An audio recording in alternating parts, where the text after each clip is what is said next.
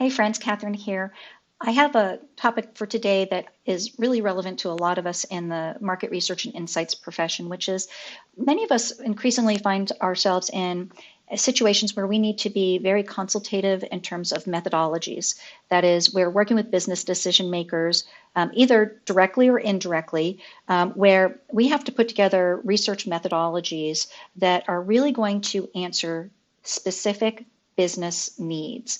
It's not that we're just order takers. It's not just that somebody's saying, hey, I need a survey, do a survey for me, or hey, do a focus group for me. These days, we are increasingly being asked to propose methodologies that could actually include multiple data sources and methodologies. And so a question I sometimes get from our students here at Research Rockstar is, how much do I need to know about some of these other things that might be a little bit new or different for me?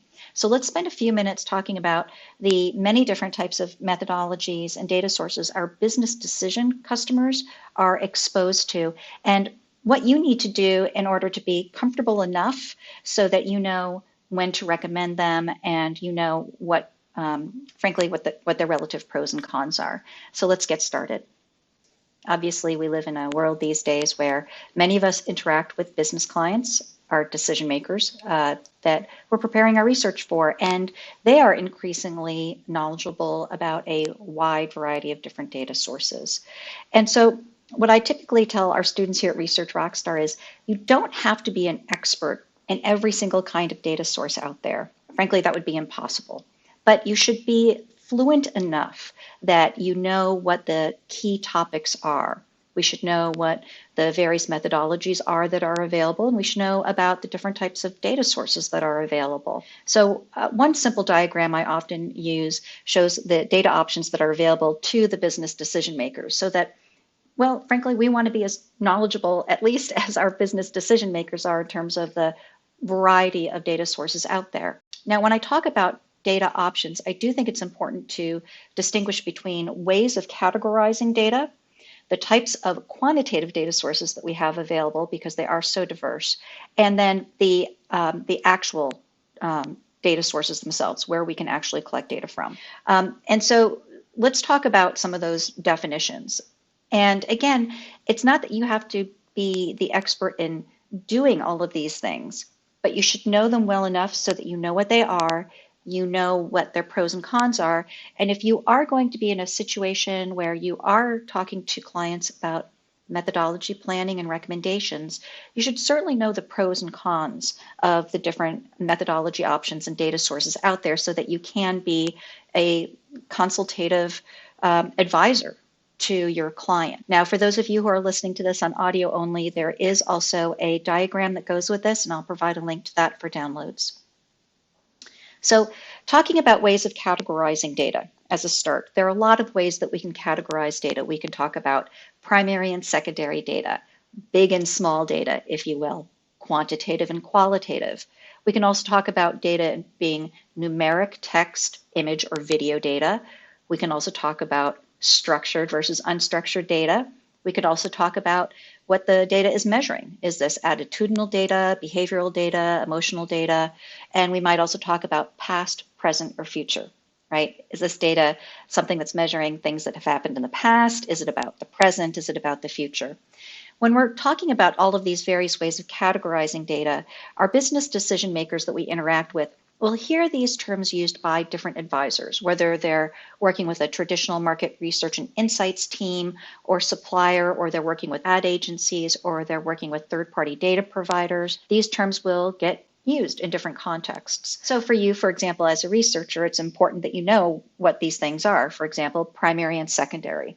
If you've been in market research for more than a day, you probably already know this, but at the highest level, primary research is data that we've collected ourselves. It's our original research. A common mistake, though, that people do make is they assume that primary research means survey research. Not necessarily. Primary research could be non-survey research. It could be qualitative data. It could be data from observational research. It could be focus groups, in-depth interviews, etc. But it's data that you collected yourself. You originally collected that data. And secondary research is basically anything that you are acquiring that's already been collected. And that can include a wide variety of sources. We have a whole class on secondary research because there are so many sources available. Another important distinction is being really comfortable talking about the difference between quantitative and qualitative research. A few years ago, I was at a trade show and a woman came up to me and she said, "Can you tell me what the difference is between quantitative and qualitative research?" And I gave her my quickie definition. And afterwards, she told me, "I'd been to several booths at this trade show and I asked many people for their definitions and all of them stumbled. You're the first person who gave me an actual concise definition." So it's not a perfect definition, but for a quick definition, what I always say is quantitative research is about measuring attitudes, behaviors, emotions, values.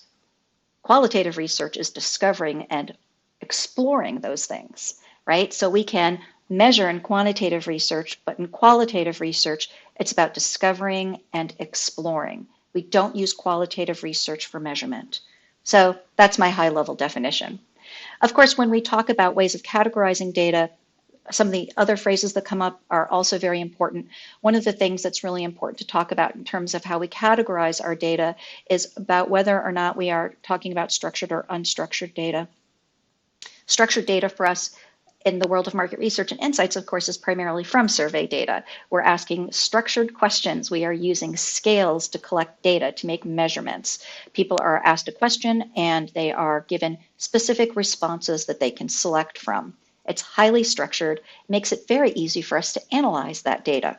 Unstructured data is basically anything else, anything that's not structured. So we used to always think of unstructured data basically being text. So unstructured data would be the open-ended responses on a survey, or would be the transcripts from focus groups or in-depth interviews. But of course, these days we have unstructured data that comes to us in many different ways. Some organizations get a lot of wonderful customer feedback through email systems and customer support systems, and that yields a lot of unstructured data that can be analyzed. Of course, when we go and harvest mentions of our brands and our products online from social media sources, we are also collecting text data that is unstructured. And of course, these days now, we also collect a lot of image data. We collect still images, we collect video data, video response data from some of the platforms that collect video responses like VoxPopMe and Living Lens, which is owned by Medallia. And so there's a lot of unstructured data out there. And when, again, our business decision makers are talking to different types of advisors who may or may not be coming from a traditional market research point of view, they'll hear these terms used as well. The second topic has to do with being comfortable talking about quantitative in general, because quantitative data is more than just survey data. One of the things we always have to remember with quantitative data is, first of all, there are different ways of defining it. So I think of it as, well, one of the ways we define it is we talk about cross-sectional data versus longitudinal data. We talk about nominal, ordinal, interval, and ratio data, the types of variables that we collect. We talk about descriptive, predictive, and prescriptive data. And again, those are terms that our business decision makers will hear from various advisors, including us.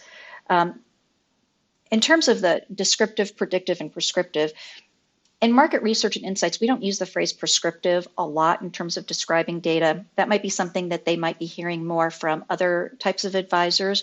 But just as a quick definition, descriptive data is what a lot of us do in market research. We are describing our target market's attitudes and behaviors. We are describing their response to stimuli, such as prototypes or advertising. So it's very descriptive in nature. When we are doing predictive research, well, then now we're bringing in predictive modeling. We're either predicting things into the future, or we're actually predicting what are the attributes or variables about a target market that predicts their likelihood to do something, or to, for example, have a particular desirable behavior. Prescriptive just adds on another layer to that, where, for example, in the world of advertising, advertising has become highly programmatic in the last few years. And so the idea is you have systems in place that not only can collect information about what people are responding to in advertisements, but based on their responses, now making automated decisions about things like, hey, what image should be inserted in the ad in order to maximize the chance they're going to click on it. And there's various ways that this happen, some more automated than others in terms of taking data and having it actually result in decisions that affect either how ads are displayed or what marketing campaigns are going to get sent to which person or which micro audience, etc. So the idea of descriptive, predictive, and prescriptive is also important to be familiar with. In terms of data sources, there are a lot of different data sources that are out there. And especially in the world of quantitative research these days, when we hear quantitative data, as market researchers, we do have a tendency to think survey data. But it's really important that we step away from that because, again, that's not necessarily what today's business decision makers think. When they hear quantitative data, they could be thinking about Google Analytics. They could be thinking about census data. They could be thinking about financial data, customer data, e-commerce data, transactional data. There's a lot of different ways of talking about quantitative data sources these days. And again, I'm not saying as market researchers we need to be experts in all of them, but we should certainly know what the data sources are that are available, whether or not they're ones that we have direct access to ourselves. These days, we are definitely seeing a trend in that a lot of projects are not about taking one data source. I increasingly see projects where clients have taken, maybe they are doing a survey, but they're also blending it in with data and analysis from analysis of customer transactional data or customer loyalty data or data from third-party sources. And so it's important for us to know, either because we want to bring in some of those additional data sources or because we need to be able to play nice, if you will. You know, we need to be able to be sure that if our client is going to be integrating our data with these other types of data sources, we should know what the pros and cons are so that we can help be the best advisor that we can be so that our clients are getting maximum use. So, for example, these days we've got a lot of folks who will talk about the differences between data sources that are customer data sources. And a lot of organizations now do a lot of their sales and marketing online. So they have enormous amounts of data about what prices people are paying, whether or not they did use some sort of discount code, what products they're buying in combination, which may have implications for maybe bundling opportunities. In the past, we had to rely on people to self-report that stuff to us. And I remember years ago, we did surveys, a lot of surveys, where I know I was asking questions about, hey, the last time you purchased X, how much did you spend? Did you use a coupon? Well, we typically don't need to ask those kinds of questions in a lot of product categories these days because now that data is known. So it's important to be aware of the fact that, first of all, there is all of this data available, but also to understand the pros and cons of some of the transactional data sources that are available and how they can be integrated with more of the self-reported data. So again, I know that in market research and insights work these days, it can be a little bit daunting because there are so many ways of categorizing data. There are so many different types of quantitative data. We have so many different data sources. It can feel a little overwhelming. What I would say is it's a good idea to get familiar with a wide variety of them. It doesn't mean you have to know how to use all of them in a hands-on way, but you should certainly know what they are, and you should certainly know what their pros and cons are, including pros and cons as relates to data reliability.